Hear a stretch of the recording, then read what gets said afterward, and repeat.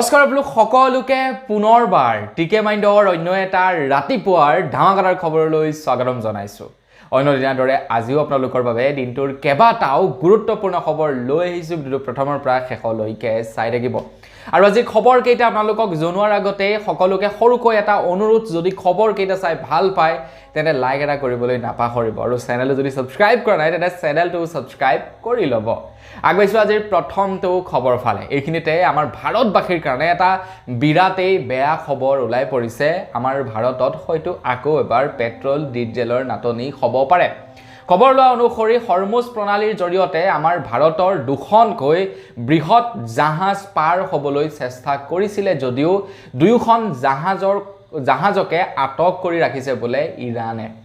তো হৰমুজ প্ৰণালীৰ মাজতে খুলি দিছিলে। তো ভাৰতে হৰমুজ প্ৰণালীৰ জৰিয়তে ইৰাণৰ অনুমতি অবিহনে দুখনকৈ জাহাজ পাৰ কৰাবলৈ চেষ্টা কৰিছিলে, কিন্তু দুইখন জাহাজৰ ওপৰতে আক্ৰমণ চলাই ইৰাণে আৰু তাৰ পাছত দুইখন জাহাজকে আটক কৰি ৰাখে বুলি খবৰ ওলাই পৰিছে। আৰু এই তথ্য প্ৰকাশ পাইছে ইৰাণৰ বাতৰি কাকতত। আৰু এয়া কিন্তু আমাৰ কাৰণে খুবেই দুখদায়ক খবৰ, কাৰণ সেই দুখন জাহাজ যদি আহি গ'লহেঁতেন তেন্তে আমাৰ কাৰণে যথেষ্ট সকাহ হ'লহেঁতেন। পেট্ৰল ডিজেল বা ইন্ধনৰ ক্ষেত্ৰত যথেষ্ট ক্ষতিপূৰণ হ'লহেঁতেন, কিন্তু ইৰাণে সেই দুখন জাহাজ আহিবলৈ নিদিলে। আগবাইছো ইয়াৰ পাছৰটো খবৰ ফালে। এইখিনিতে আৰু এটা খুবেই বেয়া খবৰ আমাৰ সকলোৰে কাৰণে ওলাই পৰিছে। খবৰ ওলাই পৰিছে পাৰ লিটাৰ পেট্ৰল আৰু ডিজেলত 25ৰ পৰা 28 টকালৈকে দাম বৃদ্ধি পাব বুলি খবৰ ওলাই পৰিছে। কেৱল ইলেকশ্যনৰ বাবে ৰৈ আছে MRP সমূহ। আপোনালোকে ইলেকশ্যনৰ পাছত দেখিবলৈ পাব পেট্ৰল আৰু ডিজেলৰ দাম পাৰ লিটাৰত 25ৰ পৰা 28 টকা বৃদ্ধি হোৱা। এতিয়া আমাৰ অসমত ইলেকশ্যন হৈ গ'ল। অসমৰ বিভিন্ন স্থানতো এতিয়া 119 টকা, 120 টকা, 121 টকা এনেকুৱা হৈছেগৈ। আমাৰ ইয়াতে বাৰু 100 টকাতে আছে, কিন্তু অসমৰ বিভিন্ন স্থানত এতিয়া দাম বৃদ্ধি পাইছে। তাৰ লগে লগে তেলেংগানা, তাৰ লগে লগে আপোনাৰ পশ্চিমবংগ, কেইবাখনো ষ্টেটত এতিয়া নিৰ্বাচন চলি আছে। তো সেই নিৰ্বাচনবিলাক যোৱাৰ পাছতেই পেট্ৰল ডিজেলৰ প্ৰাইচটো হাইট হৈ যাব বুলি কৈছে, মানে দাম বৃদ্ধি পাব বুলি কৈছে 25ৰ পৰা 28 টকা পাৰ লিটাৰত। আৰু ইলেকশ্যনৰ কাৰণে দামটো ৰখি আছে বুলি খবৰ ওলাই পৰিছে। আগবাইছাৰ পাছৰটো খবৰ ফালে। এইখিনি খবৰ ওলাই পৰিছে শ্যামকানু মহন্তৰ ওপৰত। মই আপোনালোকক যোৱা খবৰটোত কৈছিলোঁৱেই যে শ্যামকানু মহন্ত আৰু সিদ্ধাৰ্থই এতিয়া জামিন আবেদন কৰিছে। তো সেই সময়তে খবৰ ওলাই পৰিছে যোৱাকালি শ্যামকানু মহন্তৰ জামিনৰ শুনানি প্ৰক্ৰিয়া সম্পন্ন হৈছে, কিন্তু সিদ্ধাৰ্থ শৰ্মাৰ শুনানি কিন্তু অগ্ৰাহ্য কৰিলে ন্যায়ালয়ে। এটা খবৰ লোৱা অনুসৰি 30 তাৰিখৰ দিনাখন ৰায় প্ৰদান কৰিব যে তেখেতে জামিন লাভ কৰিব নে নকৰিব। তাৰ লগতে শ্যামকানু মহন্তৰ আকৌ অধিবক্তাই এইটোও আবেদন কৰিছে যে শ্যামকানু মহন্তৰ যিবিলাক বস্তু নেকি জব্দ কৰা হৈছিলে, সেই জব্দ কৰা সামগ্ৰীসমূহ যাতে ৰিলিজ কৰে তাৰ বাবেও আবেদন কৰিছে। যেনে শ্যামকানু মহন্তৰ ফ্লেটটো, মানে ঘৰটো আপোনাৰ সিল কৰি দিয়া হৈছিলে, শ্যামকানু মহন্তৰ বেংকৰ একাউণ্ট সিল কৰি দিয়া হৈছিলে, এনেকুৱা কিছু বস্তু মানে সিল কৰিছিলে। সেই বস্তুসমূহ ৰিলিজ কৰিবৰ কাৰণে শ্যামকানু মহন্তৰ অধিবক্তাই আবেদন জনাইছে। এতিয়া 30 তাৰিখৰ দিনাখন ইয়াৰ ওপৰত ৰায় প্ৰদান কৰিব ন্যায়ালয়ে। কি হয় কি নহয় আমি 30 তাৰিখৰ দিনাখন গম পাম। আৰু আজি সিদ্ধাৰ্থ শৰ্মাৰ তেখেতৰ যিখন নেকি জামিনৰ শুনানি, সেই জামিনৰ শুনানি আজি হ'ব বুলি খবৰ ওলাই পৰিছে। আগবাইছো ইয়াৰ পাছৰটো খবৰ ফালে। যোৱাকালি জুবিন দাৰ ভগ্নী পাল্মি বৰঠাকুৰে জুবিন দাৰ ঘটনাক লৈ এটা ফেচবুক পোষ্ট কৰা দেখিবলৈ পালোঁ। তেখেতে ফেচবুক পোষ্টত লিখিছে যে জুবিন গাৰ্গৰ নামত আকৌ নতুন খেল আৰম্ভ কৰাৰ চেষ্টা নকৰিব, আমাক ন্যায় লাগে, জুবিন গাৰ্গৰ হত্যাকাৰীক উপযুক্ত শাস্তি দিয়ক, চিধা কথা। মানে ঘটনাটো হ'ল এনেকুৱা ধৰণৰ, শ্যামকানু মহন্তৰ পত্নীয়ে প্ৰথমবাৰলৈ মুখ খুলিছে সংবাদ মাধ্যমৰ আগত আৰু মুখ খুলিয়ে কৈছে যে শ্যামকানু মহন্ত সম্পূৰ্ণৰূপে নিৰ্দোষী। শ্যামকানু মহন্তই জুবিন দাক নি বিশ্ব দৰবাৰত চিনাকি কৰাইছিলে। গতিকে তেনেকুৱা এজন ব্যক্তিয়ে জুবিন গাৰ্গক কেনেকৈ হত্যা কৰিব পাৰে? তেখেতৰ হাজবেণ্ডৰ ওপৰত হত্যাৰ যি আপোনাৰ অভিযোগ উত্থাপিত হৈছে সেয়া সম্পূৰ্ণৰূপে ভুৱা বুলি উল্লেখ কৰিছে শ্যামকানু মহন্তৰ পত্নীয়ে। বাপৰে বাপ, মানে ন্যায়ালয়ে ৰায় প্ৰদান কৰাৰ আগতেই তেখেতে ৰায় দিয়ে দিলে যে তেখেতৰ হাজবেণ্ড সম্পূৰ্ণৰূপে নিৰ্দোষী। জুবিন দাক তেখেতে নি বিশ্ব দৰবাৰত চিনাকি কৰাইছে। আৰে ভাই, শ্যামকানু মহন্ত সিদিনাৰ মানুহ। আমি এতিয়াহে শ্যামকানু মহন্ত কোন চিনি পাইছোঁ, আগতে কোন চিনিয়েই পোৱা নাছিলোঁ। আপোনালোকে চিনি পাইছিলে জানো? কমেণ্ট ছেকশ্যনত জনাবচোন। জুবিন দাৰ কেছটো হোৱাৰ পাছতহে চিনি পাইছোঁ যে শ্যামকানু মহন্ত একচুৱেলি হয় কোন, আগতে গমেই পোৱা নাছিলোঁ। সেইজন মানুহে হেনো আকৌ জুবিন দাক নি বিশ্ব দৰবাৰত বোলে চিনাকি কৰাইছিলে এটা অৱশ্যে শ্যামকানু মহন্তৰ ওপৰত বহুতো তথ্য তেনেকুৱা ওলাই পৰিছে শ্যামকানু মহন্তৰ অধিবক্তাই কৈছিলে যে জুবিন দাক মত নিদিবৰ কাৰণে শ্যামকানু মহন্তই বোলে মেইল কৰিছিলে হোটেলখনলৈ যিখন হোটেলত জুবিন দা আছিলে সেই হোটেলখনলৈ বোলে মেইল কৰিছিলে জুবিন দাক মত নিদিবলৈ বা সেইয়াই নহয় তাৰ লগতে জুবিন দাৰ যিমানবিলাক সহপাৰ্থী আছিলে তেওঁলোককো হেনো কৈছিলে যে জুবিনক মদ খাবলৈ নিদিবি কিন্তু একচুৱেলি এটা খবৰ ওলাই পৰিছে যিসকল সাক্ষী আছিলে তেওঁলোকে প্ৰমাণ দিয়া অনুসৰি শ্যামকানু মহন্তইহে হেনো মদৰ যোগাৰ ধৰিছে বোলে জুবিন দাক দেখিছে নহয় কিমান মানে মিছা মাতিছে আগৈছে ইয়াৰ পাছৰটো খবৰ ফালে আমেৰিকাই যোৱাকালি এটা সাংঘাতিক টুইট কৰে মানে ডোনাল্ড ট্ৰাম্পে যোৱাকালি বৰ এটা সাংঘাতিক টুইট কৰে ডোনাল্ড ট্ৰাম্পে কৈছে যে ইৰাণৰ হৰমুজ প্ৰণালী এতিয়া আমাৰ হাতত মানে ডোনাল্ড ট্ৰাম্পে কৈছে যে ইৰাণৰ হৰমুজ প্ৰণালী এতিয়া আমেৰিকাৰ হাতত এতিয়া ডোনাল্ড ট্ৰাম্পে সেই পোষ্টটো কিয় কৰিছে নাজানো হয়তো আপোনালোকেও এই খবৰটোৰ পৰা বৰ বিশেষত্ব পোৱা নাই যে আমেৰিকাই ইৰাণৰ এটা বস্তু লৈছে তাতে আমাৰ ক'ব লগা কি আছে কিন্তু তেনেকুৱা নহয় হৰমুজ প্ৰণালীৰ জৰিয়তে ম্যাক্সিমাম জাহাজ ম্যাক্সিমাম নহয় আমাৰ ভাৰতবৰ্ষৰ যিমানবিলাক নেকি তেলৰ টেংকাৰ আহে প্ৰায়খিনি তেলৰ টেংকাৰ হৰমুজ প্ৰণালীৰ জৰিয়তে আহে আমাৰ ভাৰতেই নহয় ভাৰতৰ লগতে বিভিন্ন দেশলৈ যিমানবিলাক নেকি তেলৰ টেংকাৰ যায় বা তেলৰ জাহাজ যায় গোটেইবিলাক হৰমুজ প্ৰণালীৰ জৰিয়তে যায় আৰু তেলটো হৈছে এনেকুৱা এটা বস্তু যিটো যদি নহয়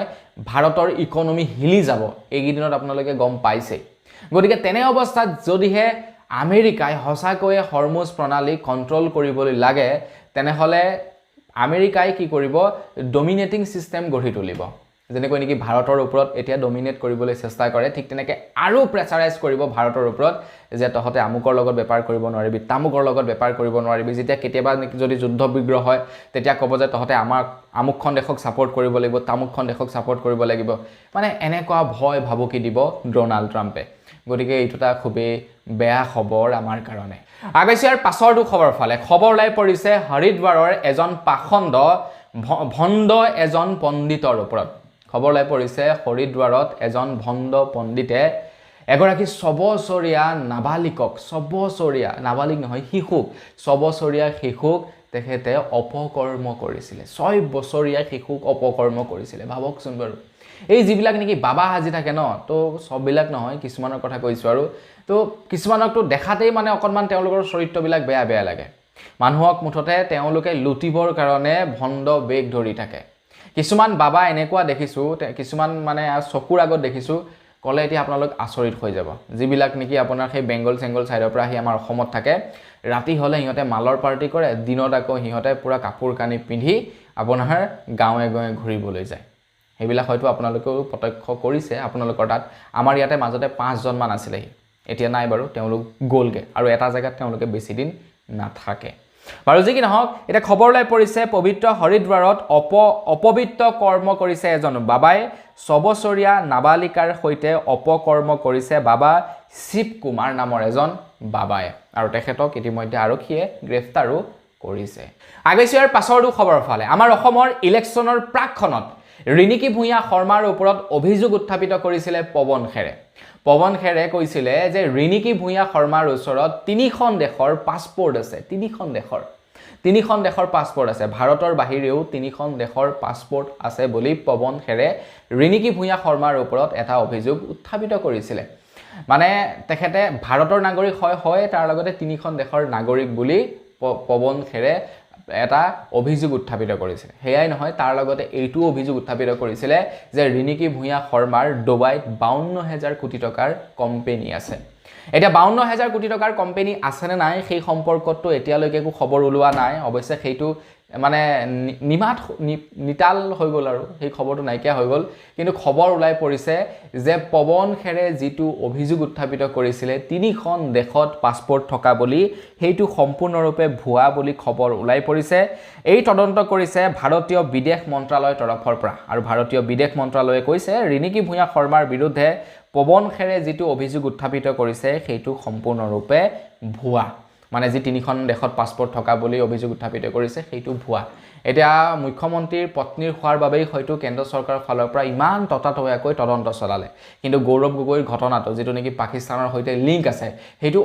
অভিযোগেই হৈ আছে এতিয়ালৈকে সত্যতা প্ৰমাণ হোৱা নাই গতিকে কেন্দ্ৰ চৰকাৰে হেতু সোনকালে প্ৰমাণ কৰিব লাগে যদি সঁচাকৈ পাকিস্তানৰ সৈতে লিংক আছে তেনেহলে ভৰাই থব লাগে কাৰাগাৰত আৰু যদি লিংক নাই তেনেহলে যিজনে সেই অভিযোগটো উত্থাপিত কৰিছিলে তেখেতৰ ওপৰত একচন ল'ব লাগে হয় নে নহয় কমেন্ট সেকশনত জনাব কিন্তু 52000 কোটি টকাৰ যেটো কথা কৈছিলে পৱন খেৰে হেতু সম্পৰ্কত কিন্তু এতিয়ালৈকে আপোনাৰ প্ৰমাণ অহা নাই বা সেই সম্পৰ্কত এতিয়ালৈকে কেন্দ্ৰ চৰকাৰৰ ফালৰ পৰা কোনো ধৰণৰ তথ্য দাঙি ধৰা নাই আগেছিয়াৰ পাছৰটো খবৰ ফালে কিনে খবৰ লাই পৰিছে ইউকেৰ পৰা একদম বহুত দূৰৰ খবৰ এটা আজি আপোনালোকৰ কাৰণে লৈ আহিছো তো খবৰ লাই পৰিছে ইউনাইটেড কিংডম বা ইউকেত এতিয়া 1 জানুৱাৰী 2009 চনৰ পাছত যিসকল লৰা ছোৱালী জন্ম পাইছিলে তেওঁলোকৰ কাৰণে সম্পূৰ্ণৰূপে সিগাৰেট নিষিদ্ধ কৰিছে 1 জানুৱাৰী 2009 চনৰ পাছত যিসকলে জন্ম লাভ কৰিছে তেওঁলোকৰ কাৰণে ইউকেত এতিয়া সম্পূৰ্ণৰূপে সিগাৰেট বন্ধ 1 জানুৱাৰী 2009 চনৰ পূৰ্বে যিসকলে জন্ম লাভ কৰিছিলে হে তেওঁলোকেহে এতিয়াৰে পৰা সিগাৰেট খাব পাৰিব ইউকেত আমাৰ ভাৰতত যদি তেনেকুৱা নিয়ম বনাই দিয়া হয় কেনে খবৰ কমেন্ট সেকশনত জনাব আগেছিয়াৰ পাছৰটো খবৰ ফালে খবৰ লাই পৰিছে হাৰিয়ানাৰ পৰা হাৰিয়ানাৰ এখন মেডিকেলৰ এজন ডক্টৰে এজন ৰোগীক শাৰীৰিকভাৱে অত্যাচাৰ কৰিছে এটা ভিডিও যোৱাকালি প্ৰচাৰ হৈছিলে যেটো ভিডিওতে দেখিবলৈ পাইছো যে হাৰিয়ানাৰ এখন মেডিকেলত প্ৰাইভেট মেডিকেলত বিছনাত পৰি থকা এজন ৰোগীক ডক্টৰজনে শাৰীৰিকভাৱে আক্ৰমণ কৰিছে এটা কিয় আক্ৰমণ কৰিছে এই সম্পৰ্কটো এতিয়ালৈকে একো তথ্য ওলাই পৰা নাই কিন্তু